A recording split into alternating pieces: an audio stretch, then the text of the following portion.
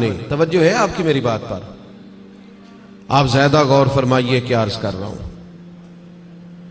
فرمایا کہ وہ اپنے سارے کاموں کو پہلے سمیٹ لیتے اور رمضان میں ان کی پوری توجہات، اللہ کرے آپ کی بھی توجہ ساری میری بات پہ ہو جائے. آمین تو کہہ دے. ایسا نہ ہو جب تک آپ انتظام مکمل کریں تب تک ہم چھٹی لے لیں آپ سے. اللہ تعالیٰ آپ کو برکات عطا فرمائے. آپ زیادہ غور کریں. ماشاءاللہ انتظام اچھا ہے آپ کا، اور آپ زیادہ پریشان نہ ہو. میں چھوٹا آدمی ہوں، شروع میں کہہ چکا ہوں. آپ سے اللہ رسول کی بات کرنے آیا ہوں. آپ زیادہ توجہ سے سنیں گے، طبیعت عمل کی طرف مائل ہوگی تو میرے لیے ذخیرہ آخرت بنے گا. تو آپ غور کریں بات پر، چھوڑ دیں باقی چیزوں.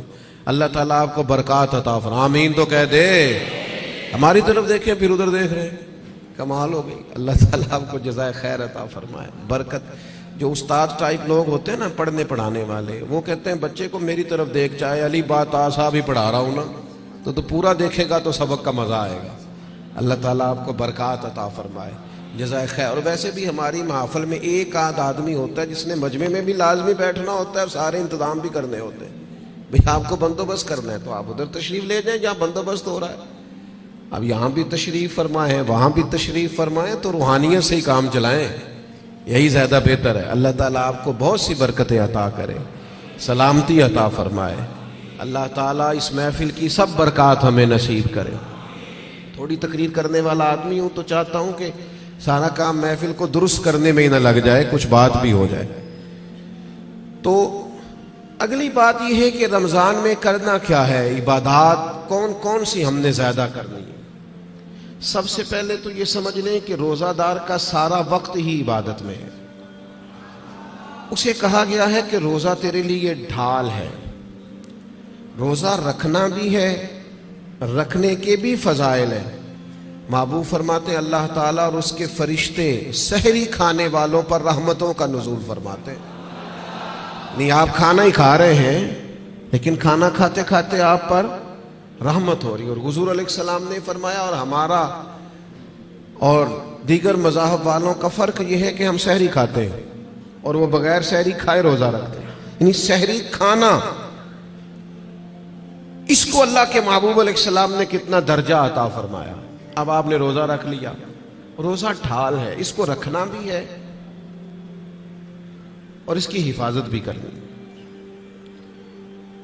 تھوڑا سا اپنے آپ کو رمضان المبارک میں بدلنا ہے، روٹین کا کام نہیں کرنا. آپ نے روزہ رکھا ہے، اب آپ کو اس روزے کا محافظ بننا ہے.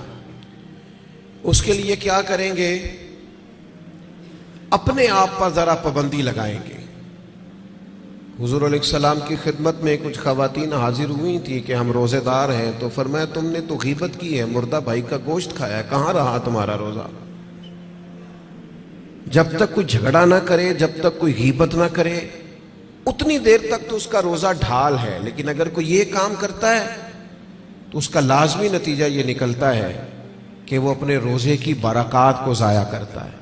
روزے کے محافظ بنے. اگر کوئی شخص ایسی بات بھی کرتا ہے تو اسے کہیں بھئی میں روزہ دار ہوں، اس روزے کے محافظ بنے. پھر رمضان المبارک کے اندر قرآن مجید کے ساتھ رمضان کا بڑا گہرا رشتہ ہے. جو آیہ کریمہ میں نے تلاوت کی، جو حصہ میں نے پڑھا، اس میں بھی فرمایا اللہ تعالیٰ نے شہر رمضان الذی انزل فیہ القرآن، یہ رمضان کا وہ مہینہ ہے جس میں ہم نے قرآن مجید کو نازل فرمایا ہے.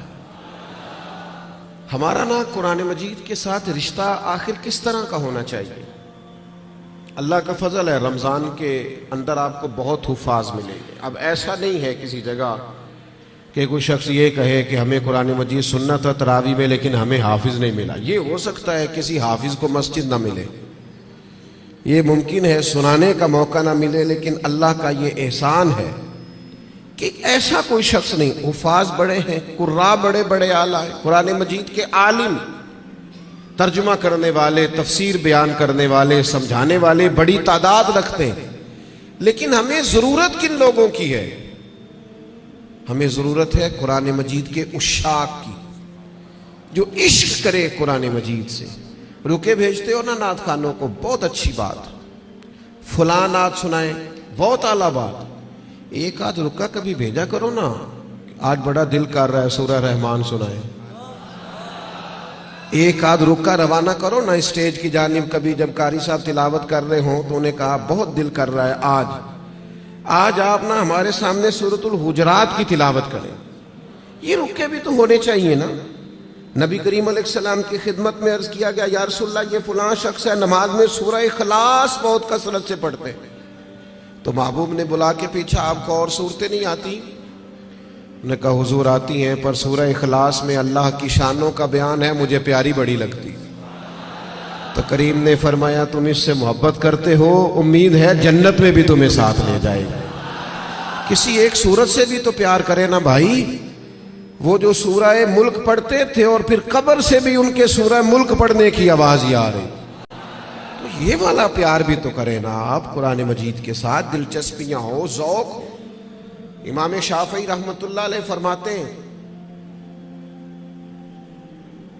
کسی شخص نے پورا قرآن مجید نہ بھی سمجھا ہو تو اگر وہ صرف سورہ عصر کو سمجھ لے انتہائی جامع انتہائی مختصر اور دین کا پورا مفہوم سورہ عصر میں بیان ہوا. اگر وہ صرف سورہ عصر سمجھ لے تو اس نے دین کے سارے مفہوم کو سمجھ لیا ہے. اور صحابہ کا اتنا مضبوط مزاج تھا ان باتوں پر کہ جب وہ کسی سے ملاقات کرتے السلام علیکم ہوتی تو اتنی دیر تک جدا نہیں ہوتے تھے جب تک سورہ عصر کی تلاوت نہیں کر لیتے تھے. ہمیں قرآن مجید سے عشق کرنا چاہیے. کہہ رہے ہوتے ہیں ہمارے نقیب صاحب بھی اور نعت خان صاحب بھی سارا قرآن مجید ہی حضور کی تعریف ہے, سارا قرآن پاک کی نبی کریم کی نعت ہے. تو بھائی اگر سارا قرآن مجید حضور کی نعت ہے تو چند آیات پڑھ دیں آپ, پھر مہربانی کریں, پھر آپ سنا دیں. سنا پھر بھی آپ اشعار ہی رہے ہیں اور وہ بھی ایسے لوگوں کے جن کا پتہ ہی نہیں ہے کہ ان کو شعر کہنا بھی آتا ہے کہ نہیں. قرآن مجید سے دلچسپی پیدا کریں. حضرت ابو موسیٰ اشعری رضی اللہ تعالیٰ عنہ خوبصورت قرآن مجید پڑھتے تھے. تو حضرت عمر انہیں بلا کے فرمایا کرتے تھے ابو موسیٰ ذرا مجھے میرے رب کی یاد تو دلانا. تو وہ اشارہ سمجھ جاتے اور فوراً قرآن مجید کی تلاوت شروع کرتے. قرآن پاک سے پیار کرے. یہ رمضان کا قرآن سے خاص رشتہ ہے. مجھے نہیں پتا آپ بڑے شہر میں رہتے ہیں, میرا تو ایک چھوٹے سے علاقے سے تعلق ہے. ہم جب چھوٹے ہوتے تھے تو گھروں میں بہن بھائیوں کی حتیٰ کہ بڑوں کی بھی دوڑ لگی ہوتی تھی. قرآن مجید سارا سارا دن تلاوت ہوتی تھی اور ایک دوسرے سے پوچھے کتنے سپارے ہوئے, میں نہیں بتاؤں گا, تو پہلے بتا تیرے کتنے ہوئے. اور اگر وہ پوچھنے کو آ جاتے تھے, دیکھنے کو آ جاتے تھے کون سا پارا پڑھ رہے ہیں تو چھپایا جاتا تھا. لیکن کیا کروں میں کس درد سے یہ بات کروں. اب موبائل صرف جوان بیٹا ہی زیادہ استعمال نہیں کرتا, اس کا باپ بھی بہت استعمال کرتا. اب ٹیلی فون پر صرف بچے نہیں لگے ہوئے, ان کی اماں بھی بہت استعمال کر رہی. وہ عشق جو آپ کا قرآن مجید سے ہونا چاہیے تھا, جو ذوق قرآن پاک سے ہونا چاہیے تھا, پلٹ پلٹ کر قرآن مجید کی آیات کو پڑھنا چاہیے تھا. آپ نے جس قدر چیزیں اپنے موبائل سے لی ہیں, یاد کی ہیں, ذہنوں پہ بٹھائی ہیں, کاش آپ ایک ایک دو دو آیات ہم سارے یاد کرنی شروع کرتے, اصلاح لیتے, کہاں تک بات پہنچ جاتی. سیدہ طیبہ طاہرہ حضرت عائشہ صدیقہ رضی اللہ تعالی عنہ بیان فرماتی ہیں کہ نبی کریم علیہ السلام ہر سال رمضان المبارک میں قرآن مجید کا دور فرماتے تھے حضرت جبریل امین کے ساتھ. یعنی پورا قرآن مجید محبوب حضرت جبریل امین کو سناتے اور وہ نبی کریم کو سناتے. اور فرماتی ہیں جس سال حضور کا وصال ظاہری ہوا ہے اس سال 2 مرتبہ سرکار نے قرآن مجید سنایا اور 2 بار سنا ہے. چلیں یہ ذوق تو پیدا کریں, قرآن مجید سے اپنی دلچسپی پیدا کریں. 2 سپارے تو قرآن مجید کے روز ہمیں پڑھنے چاہیے.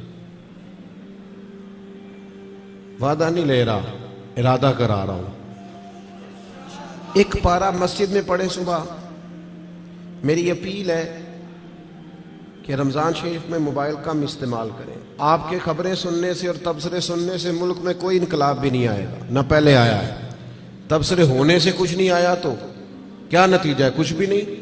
میں جی خبریں سنتا ہوں, آپ 1 مہینہ خبریں بھی رہنے دیں, آپ کے جو تعلق کی بات ہے، کوئی مجبوری آپ دیکھیں باقی چھوڑ دیں، وقت قرآن مجید کو دیں، یہ سمجھ کر کے ہمارے رسول پاک کا طریقہ ہے، کریم محبوب کا طریقہ ہے۔ قرآن مجید کو رمضان میں خاص وقت دیں، ایک پارہ مسجد میں پڑھیں، مسجد کا حق ہے، ایک گھر میں پڑھیں، گھر کو قبرستان نہیں بنانا، اور تراویح کا آپ ارادہ تو کریں کہ میں نے انشاءاللہ ایک ہی مسجد میں شروع کرنی ہے اور پوری 20 رکعت پڑھنی ہے اور اسی مسجد میں پورا قرآن مجید سننا۔ صرف ایک کام کیجئے گا، بیچ میں چھٹی نہ کیجئے گا، ورنہ اپنے آپ سے پوچھ لیں، جس دن چھوٹے ہوتے اسکول سے چھٹی کرتے تھے اگلے دن بھی چھٹی کرنے کو دل کرتا تھا، اور روٹین میں چلتے رہتے تھے تو کام روٹین میں پڑھو گے، ہر روز پڑھو گے اور کھڑے رہو گے تو کچھ بھی نہیں ہوگا۔ ایک دو دن میں انسان کی نفسیات ہے، ایک دو دن میں روٹین بن جاتی۔ آپ ایک دن اٹھیں صبح 5 بجے، تھوڑا مشکل ہوگی آپ کو، بار بار موبائل بجے گا، دوسرے دن بھی شاید تھوڑی مشکل ہو، تیسرے دن موبائل بجے بغیر آنکھ کھلے گی، روٹین بن جاتی ہے آدمی۔ آپ پابندی سے قرآن مجید سنیں رمضان شریف میں، تراویح میں، کچھ بھی نہیں ہوگا۔ بہت گرمی ہوتی ہے، بہت مشکل ہوتی ہے، اور خدا کے بندو، جو قوم کئی کئی گھنٹے امیگریشن کی لائنوں میں لگی رہتی ہے، جو پاسپورٹ اور شناختی کارڈ کے دفاتر میں کھڑی رہتی ہے، وہ قرآن مجید کے لیے کھڑا ہو کے تو دیکھے اللہ کی رحمت کتنی نازل ہوتی ہے۔ وہ کوشش کرے تو صحیح۔ آپ کو شرعی عذر ہے، کسی کو کوئی ایسی تکلیف ہے، بیماری ہے، معاملہ الگ، قرآن مجید سے اپنا ذوق پیدا کریں۔ ہمارے ایک استاد صاحب تھے، پیر سید مراتب علی شاہ صاحب رحمۃ اللہ علیہ، حضور شیخ الاسلام خواجہ قمر الدین سیالوی کے وہ خلیفہ تھے اور حضرت محدث اعظم پاکستان رحمۃ اللہ علیہ کے شاگرد تھے۔ تو میں نے ان کو دیکھا کہ وہ جب بہت ضعیف ہو گئے تھے، اس حالت میں بھی وہ بہت عرصہ انہوں نے خود قرآن مجید سنایا، تو وہ حافظ کے پیچھے کرسی پہ بیٹھتے تھے۔ بہت بڑھاپا تھا، ظاہری طور پر کمزوری تھی، پر جو قرآن مجید سے ان کا پیار تھا وہ بڑا انوکھا تھا۔ قرآن مجید سے محبت پیدا کریں، ذوق پیدا کریں۔ اور میں آپ سے عرض کروں، آپ کا جو بچہ بڑا چھوٹا ہے نا، 2-2.5 سال کا ہے، بچی بڑی چھوٹی ہے، آپ قرآن مجید لے کے گھر میں بیٹھ جائیں، انشاءاللہ وہ بھی پارہ لے کے آپ کے قریب آ کے بیٹھ جائیں گے۔ آپ یہ کریں، آپ دیکھیں انقلاب آتا ہے۔ تیسرا کام جو ہم نے رمضان شریف میں کرنا ہے وہ ہے ایک دوسرے کا خیال رکھنے کا کام۔ رمضان غمخواری کا مہینہ ہے، اپنے اخراجات کم کریں، اپنے ارد گرد خیال کریں۔ حضرت عبداللہ ابن عمر رضی اللہ تعالیٰ عنہ فرماتے ہیں کہ حضور تو ہمیشہ ہی بانٹا کرتے تھے، پر رمضان میں جو نبی پاک کی سخاوت ہوتی تھی، حضور اس طرح بانٹتے کہ دونوں ہاتھوں سے تقسیم فرماتے۔ رمضان المبارک میں سخاوت کا مزاج بدلیں۔ ہمارے ہاں بھی سخاوت ہوتی ہے، آپ کا نہیں مجھے پتا، ویسے ہمارے ہاں آئمہ مساجد کو جو جوڑا دیا جاتا ہے نا سوٹ سینے کے لیے، وہ 27ویں رمضان کو باز لو۔ آپ کے ہاں کب دیتے ہیں؟ وہ 27ویں کو اس لیے دیتے ہیں کہ درزی کوئی پکڑتا نہیں نا، پھر سی کے نہیں دے گا، بغیر سلا دیتے ہیں 27 کو، تاکہ کہیں امام سلوا نہ لے اور پہن ہی نہ لے۔ اب کون درزی پکڑے گا؟ آپ نے کہیں راشن دینا ہے یا کسی کو تحفہ دینا ہے تو وہ آپ رمضان سے پہلے دیں، اور علماء سے تصدیق کرا لینا، رمضان کی نیت کر کے رمضان سے پہلے بھی دے دو گے تو رمضان جتنا ہی اللہ اجر عطا فرمائے گا۔ اللہ کے بندے قبل از وقت کسی کو دیں، اور مہربانی کریں، لوگوں کو لائنوں میں لگانے کا شوق نکال دیں طبیعت سے۔ جب رب نے ہمیں دیا تھا تو لائنوں میں کھڑا کر کے نہیں دیا تھا۔ یہ کیوں شوق پیدا ہو گیا؟ پتہ ہے مومن کی عزت کتنی ہے؟ اللہ کے حبیب علیہ السلام نے فرمایا مومن کی عزت اللہ کی بارگاہ میں بیت اللہ سے بھی زیادہ ہے۔ ترمذی میں حدیث۔ شوق آ گیا لوگوں کو لائنوں میں کھڑا کر کے دیتے ہیں۔ آپ کو پتہ ہے، اور جس طرح الیکشن کے دنوں میں لسٹیں بنتی ہیں نا کس کا ووٹ کہاں ہے، اس طرح غریبوں کی لسٹیں بھی پہلے سے بنائی جا سکتی ہیں کہ کون ضرورت مند ہے، اور ایک جگہ پہ بیٹھ کر ہی بن جاتی، سب ہو جاتا ہے اگر کرنا ہو۔ میرے عزیز، لوگوں کو دیا جائے، اور دیکھنا، یاد رکھنا، اگر رمضان میں بھی کوئی کریانے والے کے پاس کھڑا ہو کے کہہ رہا ہونا کہ یار بس 2 دن اور نکالو میں تمہارا قرض چکاتا ہوں، تو پھر میرا خیال ہے کہ ہمیں اپنی افطاریاں اور سیاسی افطاریاں تھوڑی بند کر لینی چاہیے. پھر ہمیں غور کر لینا چاہیے کہ رمضان شریف میں بھی لوگ گزارشات پیش کر رہے ہیں. خدا کے بندو، اس تفریق سے ہم کب نکلیں گے کہ بس ہمیں لوگوں کو خیرات ہی دینی ہے؟ آپ لوگوں کے دکھوں کا مداوع کریں، آپ تعلیم کو عام کریں، روزگار کو عام کریں، اور آپ لوگوں کی ضروریات کی کفالت کریں. ایک شخص صرف دے اور ایک آدمی کو دے، لیکن اس کی ضروریات کا خیال کریں.